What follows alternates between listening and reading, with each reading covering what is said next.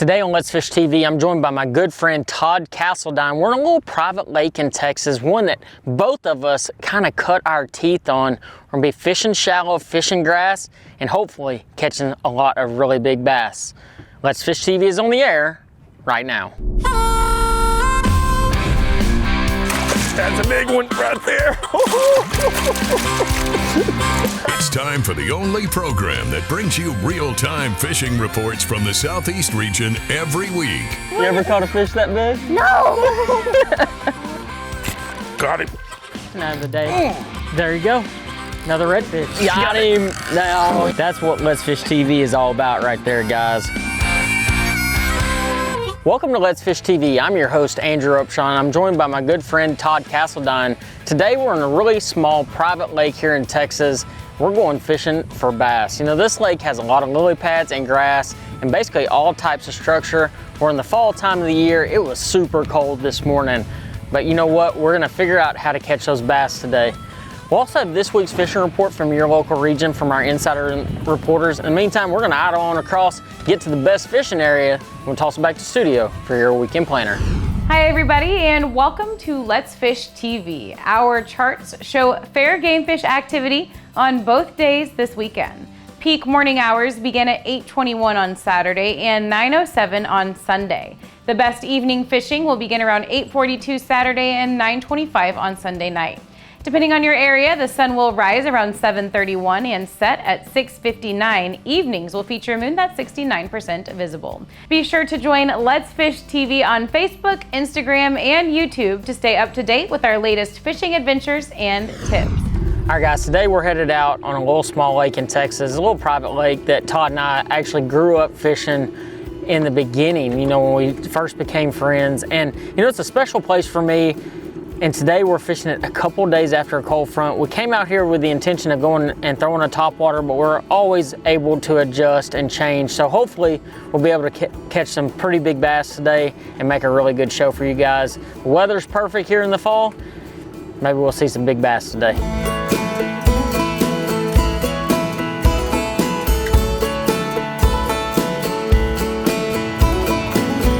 We might just be able to do this for the rest of the day, like, and smash on them.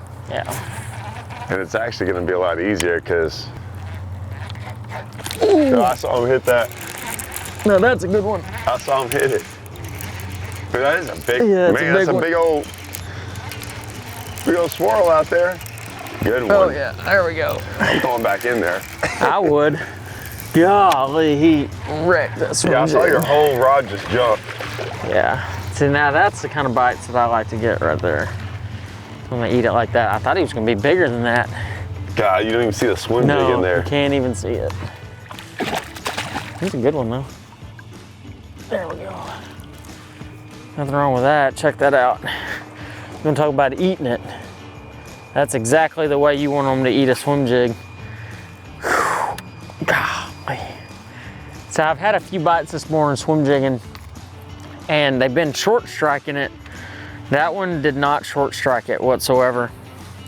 But as y'all can tell, I'm out with my buddy Todd Castledine today. We're on a little private lake here in Texas. And you know, Todd and I don't really get to fun fish very much together. And so it's nice to actually get out and have a little bit of fun and trying to catch some big bass. This little lake that we're on right now is known for some really, really big bass. You know, it's not a bad way to start the day. Good, nice 3.5, 4 pounder. This time of year, we're in the fall. This is the time of year for the topwater, the swim jig, the vibrating jig, things like that. Fishing shallow, fishing grass. Today, we're not gonna be using sonar. We're gonna be instinctively fishing, trying to catch bass. You know, we started out the morning throwing sexy dogs, throwing the mock patroller, which is a plopping style bait, and they didn't seem to want to come up and eat. Immediately picked up a Strike King swim jig and got a few bites. Now, granted, they were short strikes, but then we finally caught a really nice fish. We're really starting to figure out this little lake. I have a feeling today's gonna be a lot of fun. We're gonna catch a lot of bass. I still am under the impression that they're gonna eat the topwater at some point today. Wouldn't you agree, Todd? Yeah, I mean, we had a little front come through, so you know, sometimes those fronts either make it really good or really bad for the topwater. It kind of just depends. So sometimes if it makes it bad in the morning time, by the time the afternoon heats up, it'll get good again. And one thing to also mention is, you know, we've fished topwater for a really long time.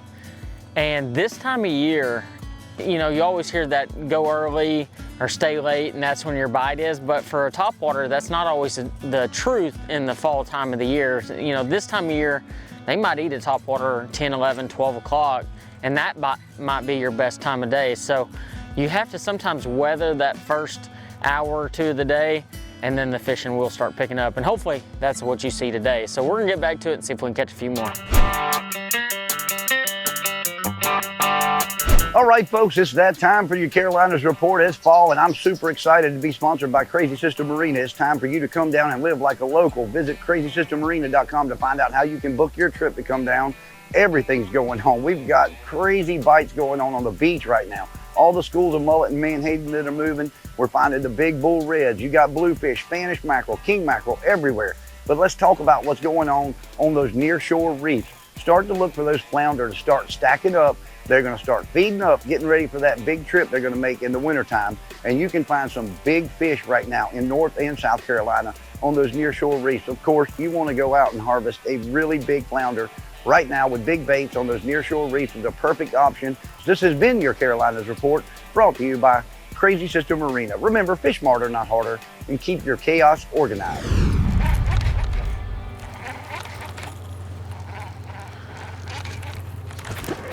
Ooh.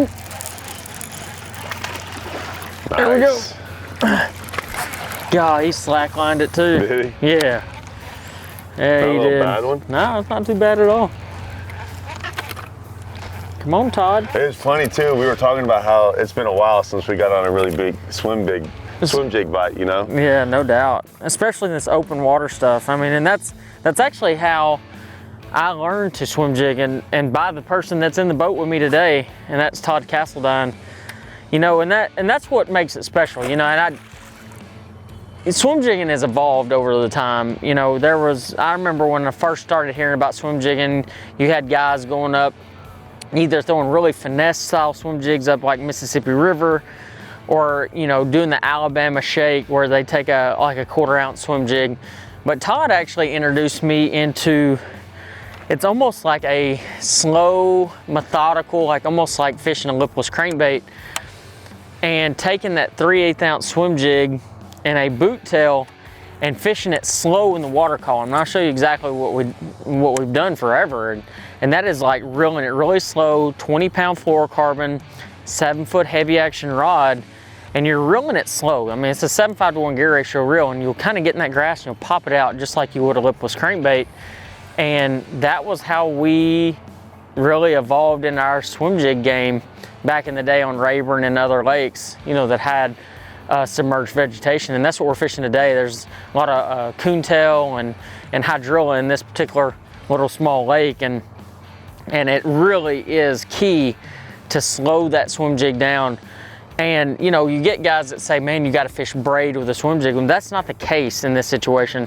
You want the fluorocarbon, because what it's going to do is allows you to keep that bait down in the water column, and you still have the strength to be able to set the hook. I mean, obviously we've caught a couple already so far, and I have a feeling this is just the best is yet to come. So we're gonna get back to it, and maybe Todd will put a fish in the boat here eventually, maybe.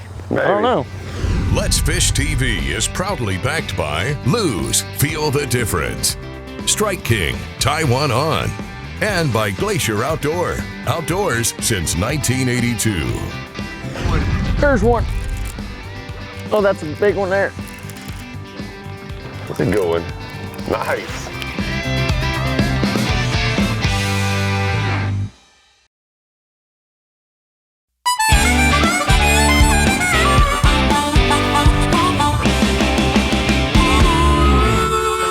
There's one. Oh, that's a big one there. That's a good one. Nice. Yeah, I was wondering if he was gonna jump Did he right come there. out of those paths? Yeah. Awesome. That's a good one. That's Yeah. better than the other one. Yeah. There we go. Just out here roaming around. Dude, that was the weakest hook set I think I've ever done. I just kind of I felt it kind of tick. I'm just gonna load it right up in him. The hook came right on out. Golly, that's got a big old mouth on it for not just a giant bass by any means. You know, Todd and I, we film a lot. You know, we spend a lot of time in a boat filming independently, but we don't get to do it very much together, as much as we'd like. We only live about an hour apart from each other, but we're always on the go and always rolling. But anytime you can spend some time with your friends, your family, you need to take that opportunity. I'm gonna get this fish back. Beautiful fish though. You know, we actually had this real big plan coming into today, both Todd and I did, and that plan was to come out here, throw a topwater, throw that mock patroller, throw that Sexy Dog hard knock, and catch some bass. Because anytime it gets this time of year, that is like the #1 bait that we pick up is that Sexy Dog hard knock. But as it we got sweatshirts on. We got sweatshirts on. It got cold. And when it gets cold, those fish don't leave. I mean, they don't just swim away from the grass and swim out in the middle of the lake. Now, don't get me wrong, there's plenty of fish out there in the middle, and Active Target 2 has definitely exposed that. But in this situation, this really small lake, they're not leaving the grass. So you have to find something that goes under the water, whether it be throwing that swim jig, that 3/8 ounce swim jig. You could even use a belly blade and a Rage swimmer, which would be a great alternative right now as well. But finding something that is right up under the surface that those fish can track and eat, vibrating jigs, stuff like that. As the day progresses, we'll keep trying to keep the topwater on us. But look, I don't know if you know, there's not a cloud in the sky. I mean, it is the second day after a cold front, and a lot of times we might think it's the cold. It might just be that high pressure. That high pressure for sure. And that's why we stopped throwing the topwater, trying to see if they just don't want to kind of break the surface sometimes on that high pressure. Yeah, and even that last bite, I mean, it was a very weak hook set because the fish just kind of like ticked it, and I just kind of leaned into it. I really believe if I'd have set the hook on that fish, I would have probably missed it. Because I had him barely hooked right there on the outside. He didn't hardly jump, did he? Yeah, he didn't hardly jump, didn't do anything. So, I mean, I think you're right. I think it is a high pressure, a combination of that high pressure and that really cool morning. But as anything could happen, we'll keep the topwater on us the rest of the day. Usually when it's high pressure like that, it might not be all day, but there'll be a little window where you can do it for sure. Yeah, for sure. And I want to catch a big one. I'd really like Todd to catch one. I mean, he still ain't caught one yet. So, you know, I like fishing with my buddies. I like beating my buddies. Some of us have to just, you know, guide people around. You know, you just can't. You got to let them feel good at first. Well, I'm going to get back to it. Maybe I'll cut my jig off and let Todd use it, and so he'll catch one. You know what I'm saying? Hey y'all, welcome back to my favorite part of the show, the Alabama, Mississippi, and Georgia Coastal Fishing Report. This segment is brought to you by me, Captain Patrick Armisen with Ugly Fishing. Calendars are filling up rapidly. My calendar as well as Captain Taylor. So if you'd like to get on our books, get on the website, book it online. If you have some questions, you can feel free to text me. My information is there on the website. Along the Alabama and Mississippi coast, speckled trout are really starting to show their heads. Starting to feed in patterns in areas where you're going to expect to find them in the fall. Transitional areas, typically outside of rivers, and then they really are going to start feeding heavily in shallow areas, so 3 feet of water and less. Look for those speckled trout. Popping corks, artificial shrimp, and live shrimp. Shrimp imitation is really the key to finding the most speckled trout this time of the year. Redfish is phenomenal all along the Alabama, Mississippi coast. We're catching a lot of those redfish along channel edges, but the key ingredients for us recently have been marsh grass, submerged grass, shell bottom. Along the Georgia coast, the guys are really expecting this bull red thing to really fire off anytime now.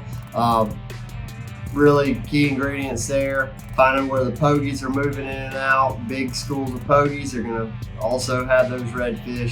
Hey y'all, thanks for checking out this week's report. Y'all remember, only keep what you need, leave the rest, and God bless, guys. Cool. Slap, dude. I still can't catch up. Look at that. Look how fast it is. Oh my gosh. You have a white bass? No. That, I always tell everyone, like, why do you use high-speed reels? That is why I use high-speed reels. Because if they watch that, They can see how fast I was reeling on that. That's incredible. Yeah, that fish Swim was jigging is rolling. the number one time I use the fastest reel, because when you catch them, they burn out. I think he knocked about 3 foot of slack in there. It's crazy. No, I mean, you know, like they're eating it. Yeah, they're If you notice, we haven't caught one where it's outside their mouth. Yeah, no. That's That was pretty cool. wild. Hey, you caught one, Todd. It's about time, huh? It's well, about you talked time. enough trash, I might as well catch one. No doubt.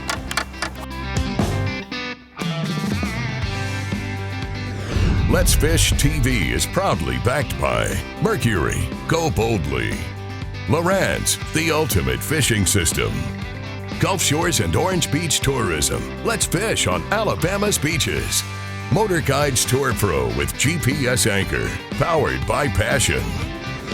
I saw that one. I saw that one come up and hit. See, that's where That's look a at that big big one.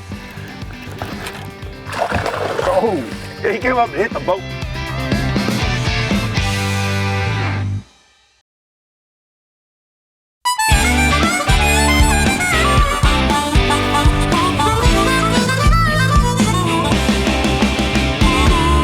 Oh, I'm sure. There's a good one. Not a bad one though. That's not a bad one. Hung up in that grass. I put my swim jig down and picked up a topwater, and then Todd just finally got catches one. Tons of grass. Catches one. This is number 2 now. That's true. If I Do you get have him 2 in, of them? I don't know what's going on. There's so much reach down going there and on. grab- Because you probably wouldn't count it if I lost it like that at the boat. Oh, I definitely wouldn't have counted it. Oh, That ain't all that bad. smack talk. You're finally catching up. Now I'm gonna have to get my swim jig back And I out think now. this one's way bigger than all the ones you've caught. What? Oh yeah. Don't be crazy. Oh yeah. Don't be crazy. Don't get mad. I mean, it's a good one, I guess. Yeah, I mean, Pound and a half. It's better than the one you got on right now. Maybe a pound and a half. That ain't bad though. Not bad, huh? That's been a fun morning so far. Yeah, it's been pretty good.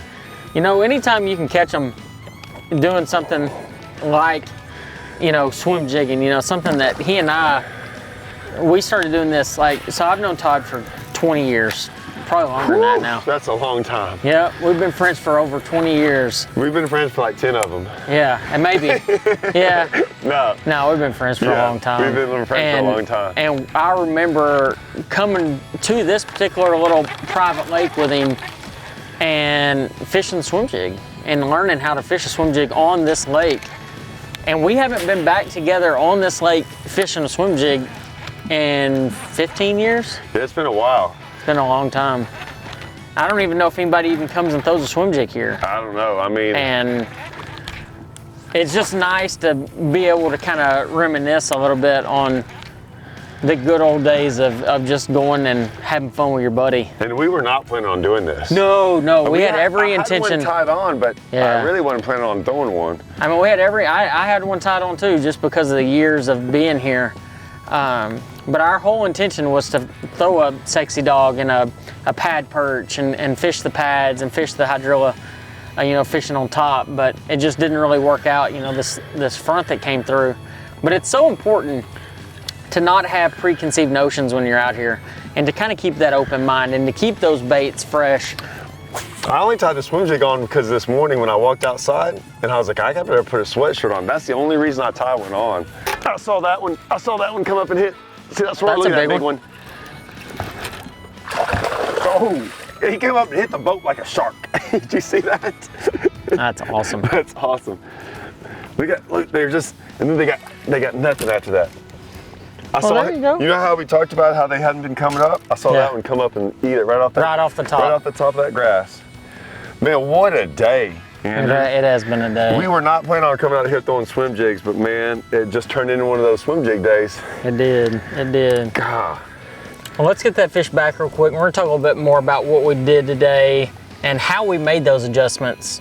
Well, Todd, you just went ahead and ended it like a champ there. I'm gonna go and tell you that was the biggest fish of the day. I got my hats off to you. You beat me today. I started the show off strong and you ended it even stronger. You did get the bites to kind of get us on this thing. We were both on top water and you picked up that swim jig.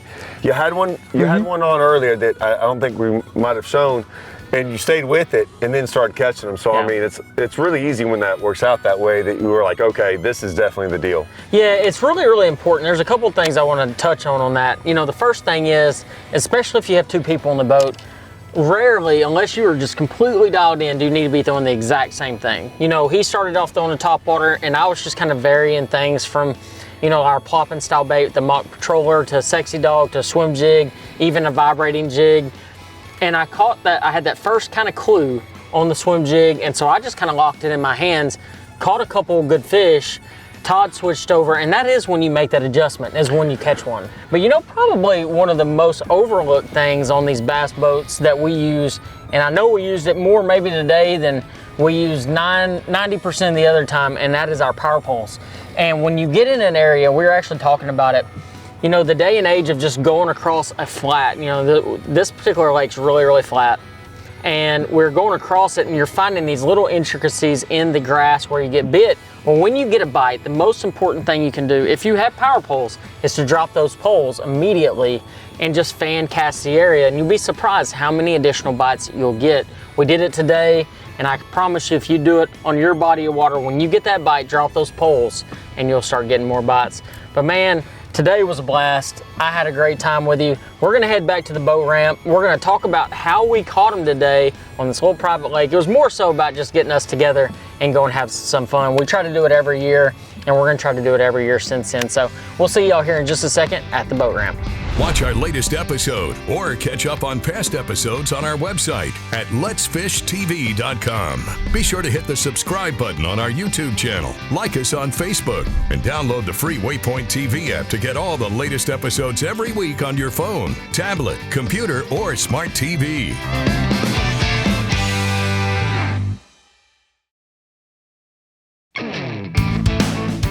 Let's Fish TV is proudly backed by Academy Sports and Outdoors. Have fun out there.